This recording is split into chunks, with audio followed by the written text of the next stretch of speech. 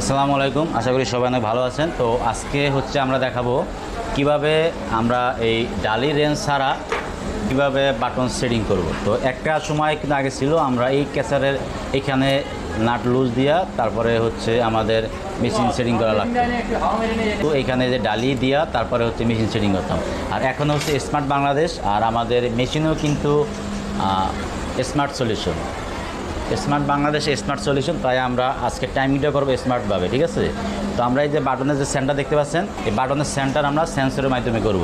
তো দেখুন আমাদের বর্তমানে অবস্থায় দেখেন বাটনের কই যায়, এখান থেকে সেন্টার করার পরে একটা বাটন ঠিক আছে, আরেকটা বাটন কই যায়, তারপরে আবার যখন আমাদের এসএস ক্লাস আসবে দেখেন কই যায়। তার মানে হচ্ছে আমাদের এটা সেন্টার নাই। এখন আমরা এই বোর্ডের মাধ্যমে সেন্সরের মাধ্যমে আমরা এটা 100% সোজা করবো এক চান্সে। সেটা কীভাবে করবেন সেই বিষয়টা আজকে আমি আপনাদের সাথে শেয়ার করব। তো আশা করি সবাই সাথেই থাকবেন।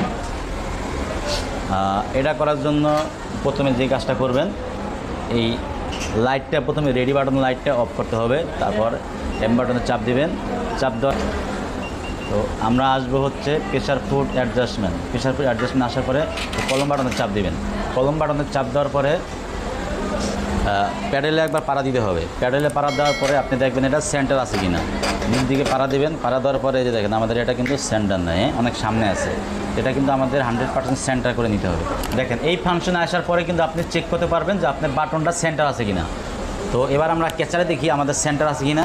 তো আমি নিচ দিকে পাড়া দিলাম, এই যে দেখেন এটা কিন্তু সেন্টার নাই। এটা আমাদের কী করতে হবে, সেন্টার করতে হবে। বর্তমানে যে স্মার্ট মিটিংগুলো আছে জুকি ব্রাদার, আমি দুইটা ব্র্যান্ডের সম্পর্কে জানি। আমি ব্রাদার এর আগে করছি, এই সিস্টেমটা আছে এমনকি জুকিতেও। আপনি এই নিরেলা যখন আপনি এই বাটনের সেন্টার করে দিবেন তাহলে কিন্তু সাইডটা বাটন অটোমেটিক মিলে যাবে। তো সেটা আমি মিলাই দিতে আছি। কীভাবে করবেন দেখেন, এখানে হচ্ছে প্রেসার ফুড অ্যাডজাস্টমেন্ট। এখান থেকে আমরা নিচে আসবো, আমাদের আসতে হবে চেক প্রোগ্রাম। এই চেক প্রোগ্রাম আসার পরে এই যে পেন্সিল আইকনে একটা ক্লিক করবেন। তারপরে আপনি এই যে 2 নম্বরে ওয়াইস স্কেলে অ্যাডজাস্টমেন্ট, এই 2 নম্বরে আসবেন। এটা আমি এখানে আসলাম। এখানে আসার পরে এখানে দেখেন এখানে 00 আছে। তো আমাদের এই প্লাস এবং মাইনাস এই দুইটা বাটন হলো ক্যাচার সামনে পিছিয়ে আসবে। আর আপ কি ডাউন কি, এই যে আপ কি ডাউন কি, এই দুইটা হচ্ছে আমার লেফট সাইড রাইট সাইডে আসবে, ঠিক আছে। তো এই 4টা বাটনের মাধ্যমে আমরা এটা কী করবো, ক্যাচার সেন্টার করব। তো কীভাবে করি একটু দেখেন। এই যে দেখেন আমাদের কই আছে, একদম সামনে আছে না, এটা আমি এখন সেন্টার করব, ঠিক আছে। এই যে দেখেন আমি প্লাস করতেছি আর এদিকে আমার বাটন সেন্টার হইতেছে।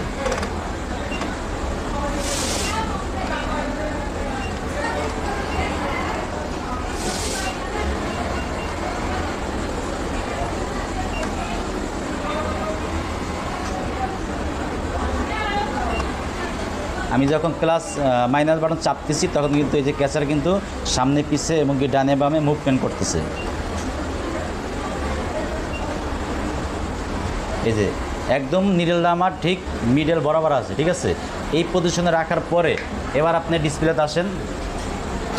এখন আমার এখানে দেখেন এখানে আছে 19, এখানে আছে -4।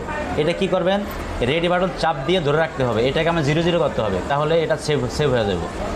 আমি রেডি বাটন চাপতে ধরলাম, এই যে এখন দেখেন 00 হয়ে গেছে, ঠিক আছে। 00 হওয়ার মানে হচ্ছে এটা সেভ হয়েছে। এখন আমরা কি করব, আমরা চেক দিব যে আমাদের বাটন সেন্টার হয়েছে কিনা। দেখেন এবার আমি বাটনটা চেক করি যে আমাদের বাটন সেন্টার হয়েছে কিনা। এই যে দেখেন আমাদের বাটন একদম 100% সেন্টার।